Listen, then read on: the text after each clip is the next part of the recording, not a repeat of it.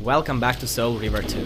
Last time Raziel made his way out of the Seraphon stronghold in this less than pleasant era, specifically 100 years after the events of Blood Omen. And now his overarching goal is to try and find a way out of here. Back in time where Raziel needs to get, meaning 500 years before the events of Blood Omen.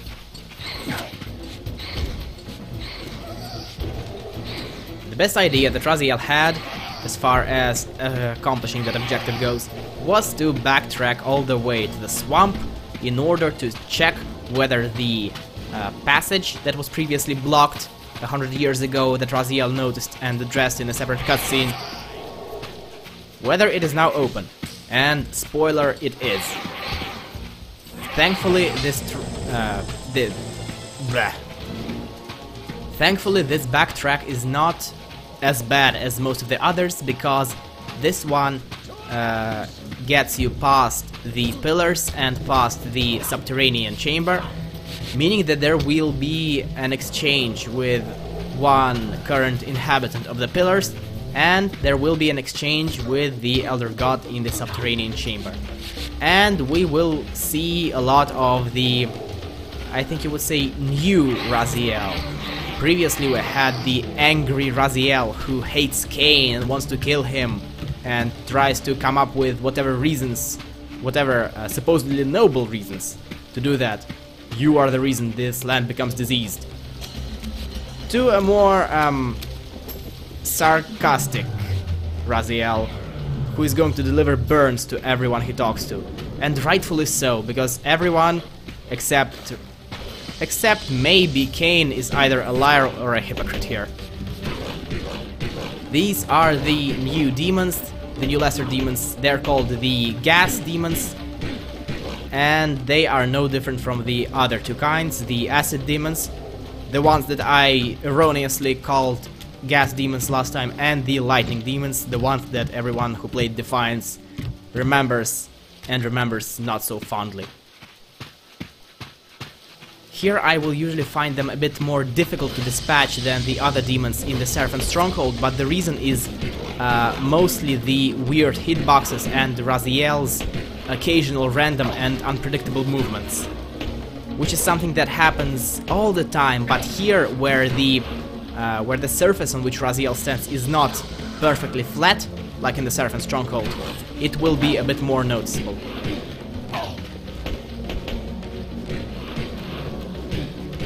And I warn you, this fight is going to take me a lot longer than it should.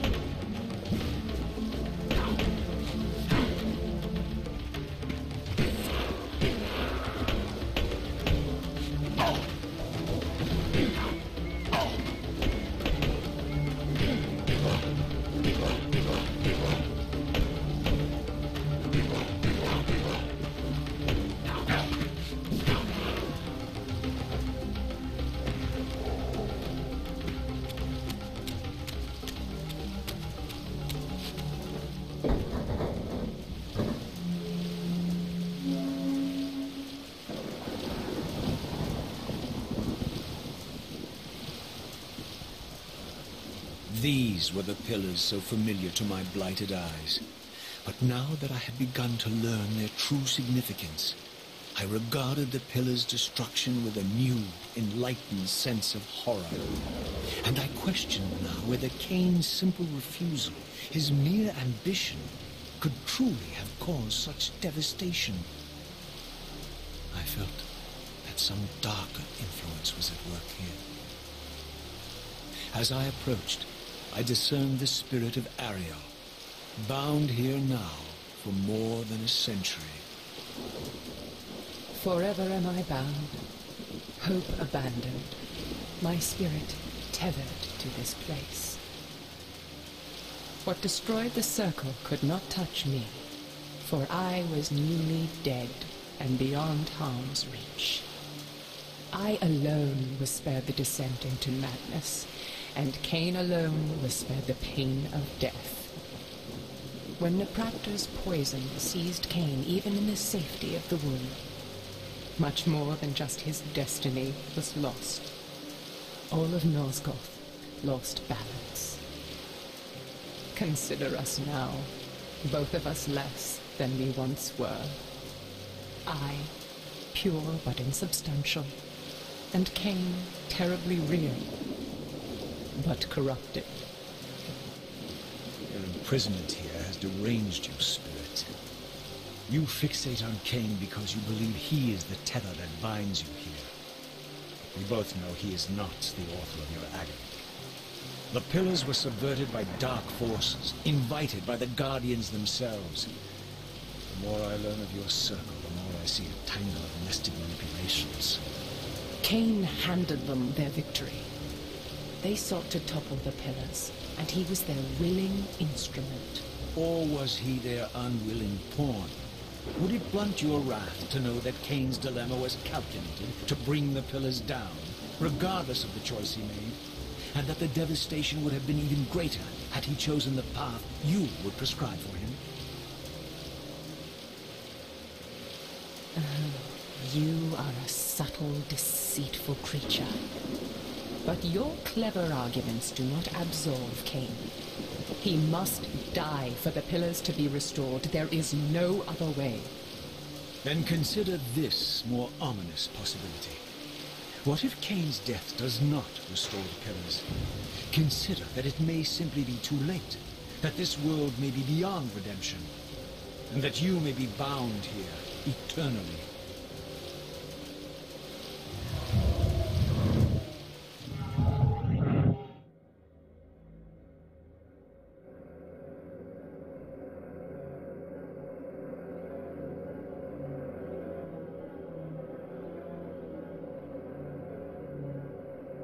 Why do you hound me, demon? You can see that I am captive here. Show me some mercy. Like the mercy you showed your fellow Guardians when you set Kain on them? Or the mercy you showed Kain when you kept him ignorant of his destiny while you used him as the scourge of the Circle?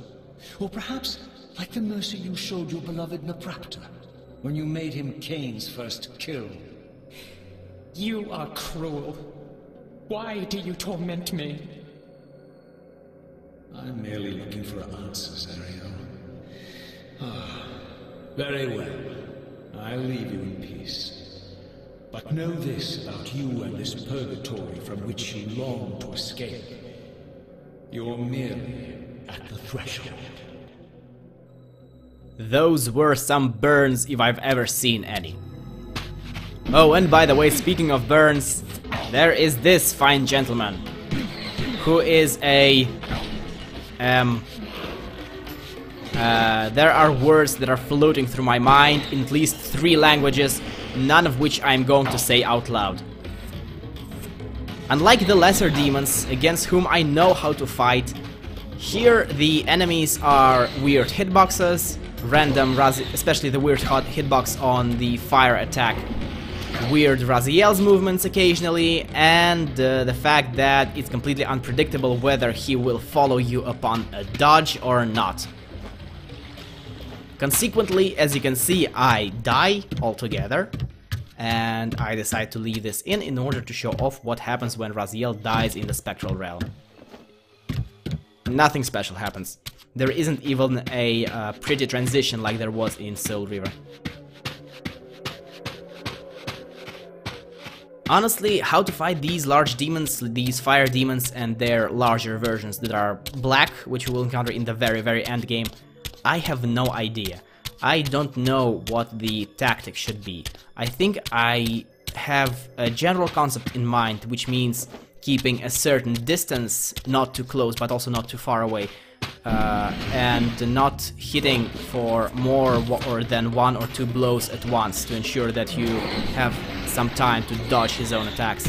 But as we are not going to encounter any of these fire demons for quite a while, relatively, I have not had any chance to test this theory of mine.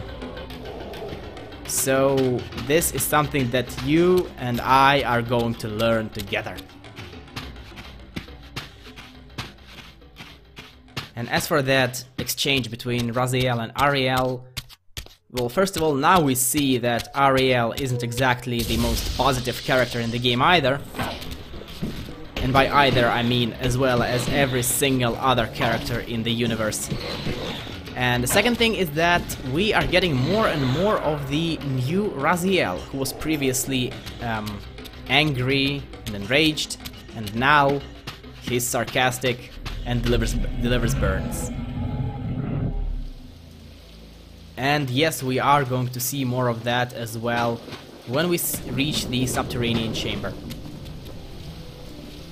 I have no idea what I'm doing here.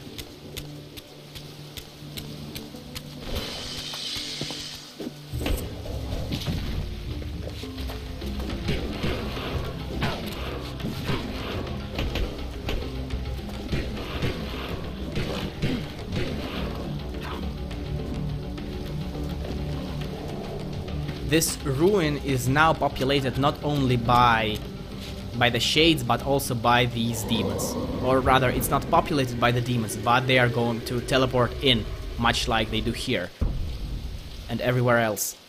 And I will be using the Reaver to combat shades, because I need to dispatch of them as quickly as humanly possible. While by themselves a non-factor, when you also have demons to worry about, they become a huge issue for one reason and one reason only. They shoot projectiles at you. These projectiles do minuscule, almost negligible damage, but they end up flinching you, and that is not very good when you are surrounded by these beasts.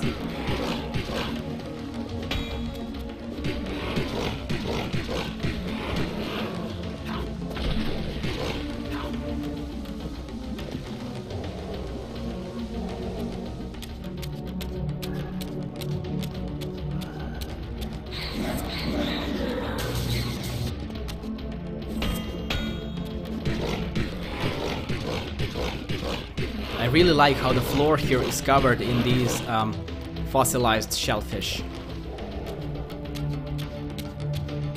Or are these called shellfish? I'm not sure. But whatever these are, they are definitely fossilized.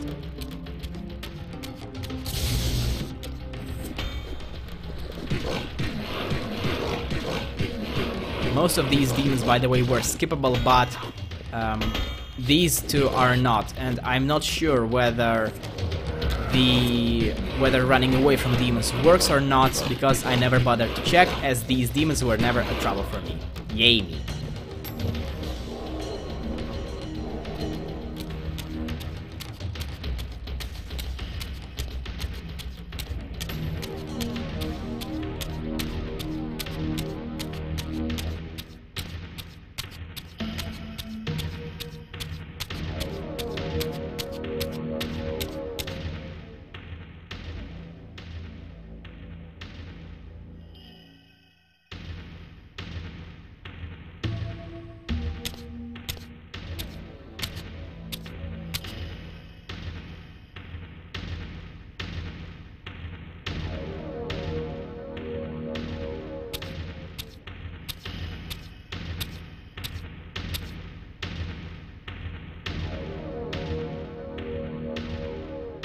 Raziel, the failed assassin. You had Kain at your mercy, but lacked the courage to fulfill the act. And now you see the wasteland wrought by the tyrant's hand, by his selfish decision to preserve his own life, even when it meant sacrificing the whole world. This is the fate of Nosgoth, as long as Kain remains alive. An ironic condemnation, given this guilty sin. One would think you'd torn down the pillars single-handedly. What are you trying to obliterate as you drag your loathsome body through this chamber? And why, as Nosgoth descends into madness and misery, do you appear to thrive? Things in this world, I am learning, are rarely what they seem. You, apparently, are no exception. I am the engine of life, the source of Nosgoth's very existence. I am the hub of the wheel, the origin of all life, the devourer of death. Or maybe you're just hungry. Could it be as simple as that? Wouldn't that be poetic irony? The great adversary of the vampires turns out to be the biggest parasite of them all. Do not test my patience, Raziel. I made you, and I will unmake you if I become so inclined. As your agent, I am beyond death. There are fates worse than death, Raziel. Oh, I see you now as you truly are. A cancer. A spooling parasite burrowed deep in the heart of this world. Go now. Play out your pitiful rebellion and take your place among the destroyed, the used, and the damned. But know this. You are mine for eternity. You have always been, and will always be, my sole Reaver. The origin of life, the devourer of death. He's actually gonna come up with even more pompous titles. Thank you for watching. I'll see you next time. Goodbye.